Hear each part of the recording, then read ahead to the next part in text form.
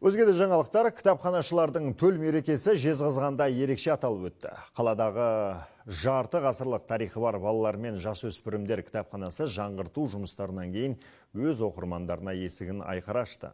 Республика күні мен кітапханашылардың кәсіби мерекесі аясында саланың үздік мамандары марапатталды. Салтанатты шарадан тілші бейне материалы.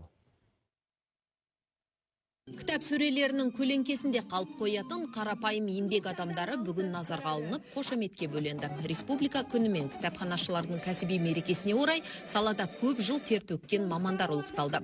Солардың бірі Гүлназира Сүйіндікова еңбек даңқы төсбелгісімен марапатталды.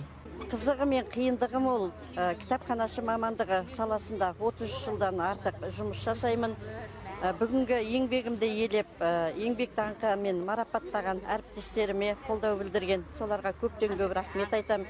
Және барлық кітапханашы әріптестерімді бүгінгі кітапханашылар күнімен шын жүректен құттықтаймын. Еңбектеріне табыс тілеймін. Жезқазғандағы балалар мен жасөспірімдер кітапханасына биыл 50 жыл толды. Мерейлі датаға орай руханият ордасы жергілікті бюджет есебінен толық жаңғыртылды. 5 оқу залы күрделі жөндеуден өткізіліп, материалдық техникалық базасы жаңаланды. Коворкинг орталығы мен қолөнер, сурет салу, шахмат сынды үйірмелер, өлкетану клубы ашылды. Жөндеу жұмыстарына орай біраз уақыт жұмысын тоқтатқан кітапхана ұжымы оқырмандармен қайта қауышты. Адам баласының солай кітап оқығаны жақсы. Мысалы, біз шетелге бармай-ақ кітап арқылы сол елдің мәдениетімен еңбектері, әдебиетін таныса аламыз. Сондықтан кітап оқиық, мүмкіндігі шексіз. Жаңартылған орталықта 35 мыңға жуық кітап қоры бар. Осында 4 мыңнан астам оқырман тұрақты түрде рухани азықтанады екен. Бұл кітапхана біз ой сананың орталық ретінде жаңартуымыз керек.